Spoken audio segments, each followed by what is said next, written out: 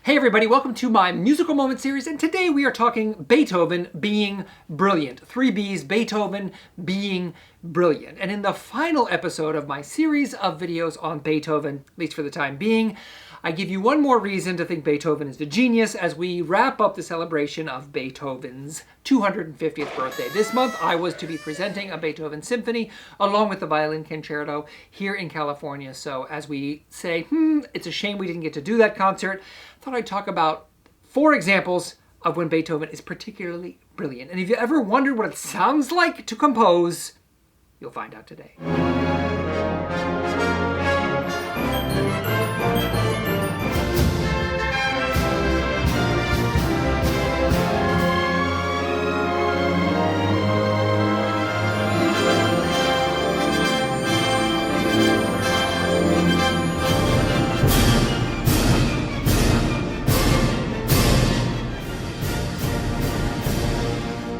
So, I said today we're going to talk about what it sounds like to compose, and what do I mean by that?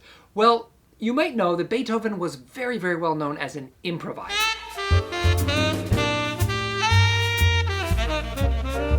At many of his concerts, he would include a portion of the program where he would just do a piano improvisation. Sometimes he would take suggestions from the audience, say, give me a tune, a well-known tune that maybe everybody there would know, and then he would do an improvisation on it. So he would start simply, do kind of a theme and variations, do it in different settings and different keys, etc.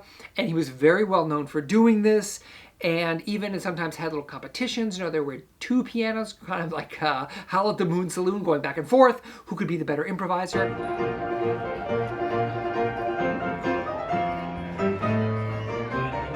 I have often said that there are moments in his symphonies which you can feel him improvising. You can feel him somewhere in a process of thinking through, what am I going to do next? What have I done already? Where's this going? What if I, and then making a choice. So 4 quick examples of that. We're going to move quickly through here, but I think that they are one of the things that make them very, very special. And we're going to start with his symphonies because I've been doing a little lecture series on the Beethoven symphonies. Once a week I present like a 45-minute lecture on each of the symphonies, one by one. I think I'm on number 7 now. And I've been reminded about these great, great moments.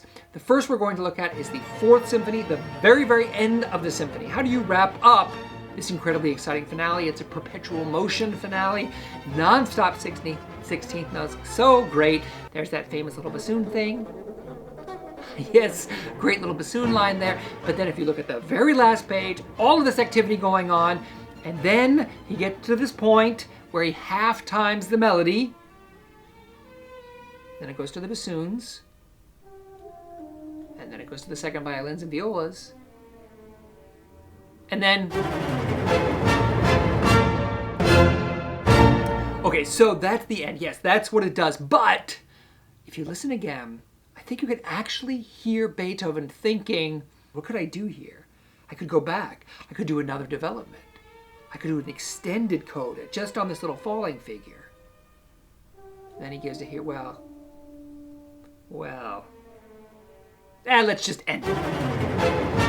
That's what I think has this feeling. And that's what each of these examples are.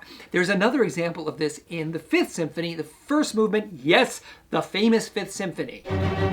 That one that you all know. The first movement of this is surprisingly short. It's only like 6.5 minutes with the repeat.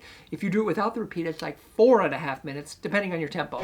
But it is not this gargantuan movement that everybody thinks, oh, the 5th symphony of Beethoven. The first movement is very short. And at the end here, there's a very famous false recap because it seems like, oh my gosh, even when you're on the last page, he's going to start the whole thing over when he does this again.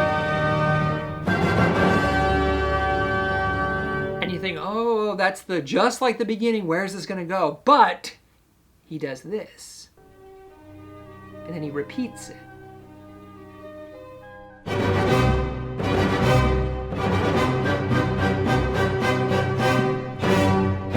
So just like that other moment, it feels like he's considering his options, right? This is a short movement. He's got lots of time. He could easily double the length of this movement and it would still be a normal length opening movement. It's a very short one as it is right now. He gets to this false recap. And you think, what's he gonna do? And he gives you this, and he repeats it. Still not going anywhere. But he's like, you know what? I should just end the thing. Exactly. So feel like he's composing, like he's considering what to do. Now we jump ahead to the 7th Symphony. And of course, there's this wonderful scherzo. That's one of my favorite movements. Super, super, super fun.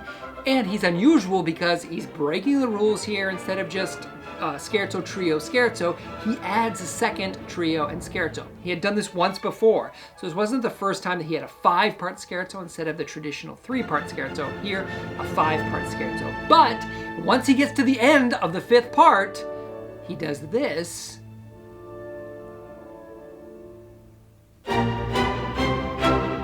Okay, all right, so I would say the same thing is happening here. Beethoven is considering his options.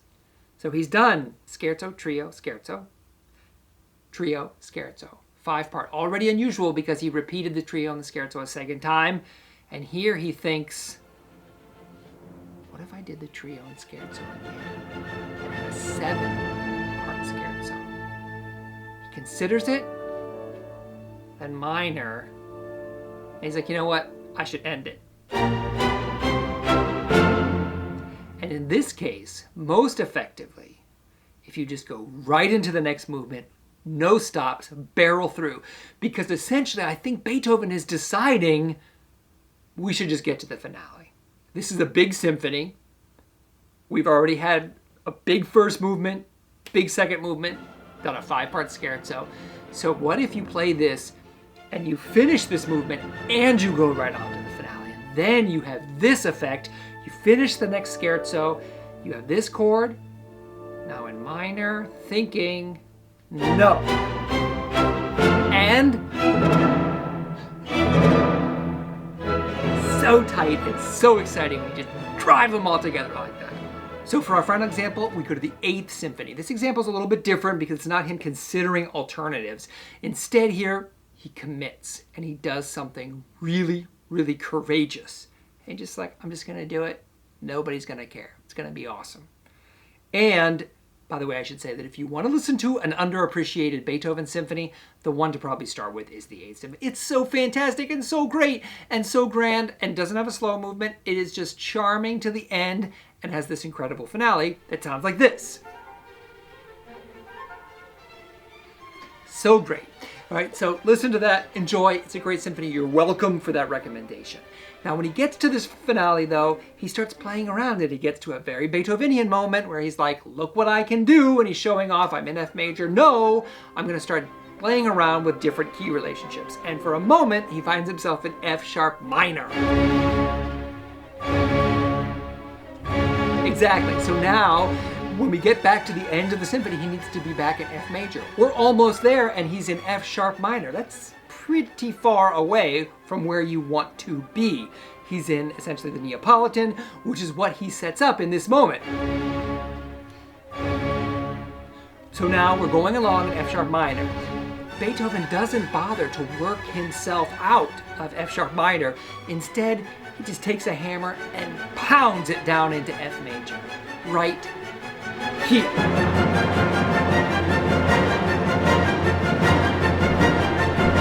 Let's listen to that one more time. Because he gets here in F sharp minor.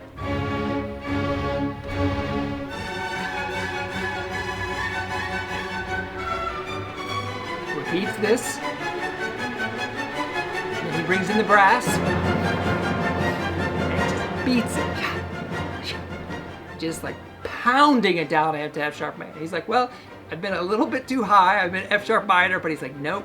Boom, boom, boom. And he just pounds it down and doesn't bother to prepare it, doesn't bother to set it up. And you almost, I just feel like I can feel him at the piano, like messing around. And he's like, oh, I need to be in this key. You know what? Just bring in the timpani and the brass and it's fine.